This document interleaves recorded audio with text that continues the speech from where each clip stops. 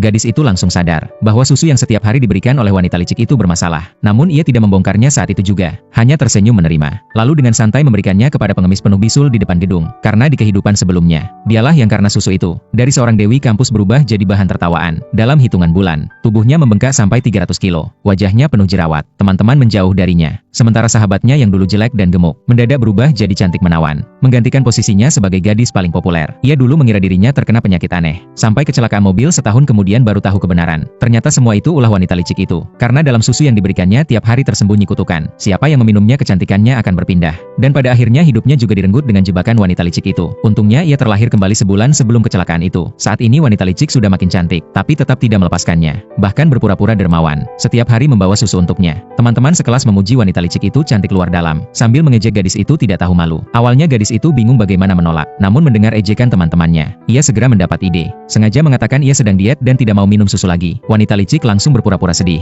Katanya susu itu dibuat khusus untuknya. Kalau tidak diminum akan terbuang percuma. Tanpa pikir panjang, gadis itu merebut botol susu itu. Lalu dengan suara keras bertanya ke teman sekelas siapa yang mau minum. Katanya jangan sampai niat baik wanita licik disia-siakan. Seperti yang ia duga, teman-teman langsung berebut mendekat. Bilang belum sarapan dan butuh tambahan energi. Melihat susu hampir jatuh ke tangan orang lain, wanita licik buru-buru merebut kembali. Balik menuduh gadis itu tidak menghargai ketulusannya. Sambil menangis katanya susu stroberi itu dibuat pagi-pagi khusus untuknya. Tapi malah mau diberikan ke orang lain. Mendengar itu teman-teman pun ikut memarahi gadis itu. Ia akhirnya terpaksa menerima susu itu lagi. Namun segera mencari alasan sakit perut untuk tidak meminumnya. Di sisi lain sang pangeran kampus datang menjenguk untuk acara pemilihan ratu kampus. Teman-teman beramai-ramai mendorong wanita licik naik panggung. Menganggap hanya dia yang pantas. Namun sebenarnya sang pangeran datang untuk mencari gadis itu. Sosok yang pernah membuatnya terpana. Tapi saat melihat gadis itu yang kini gemuk, ia tertegun sejenak. Lalu buru-buru berbalik pergi. Setelah ia pergi, wanita licik menatap wajahnya di cermin. Masih merasa belum cukup cantik. Lalu kembali mengingatkan gadis itu, jangan lupa minum susu. Saat gadis itu bingung, ia melihat pengemis yang sedang memungut sampah di bawah. Langsung muncul ide. Dengan alasan membeli roti, ia diam-diam memberikan susu itu pada pengemis. Pengemis itu berterima kasih.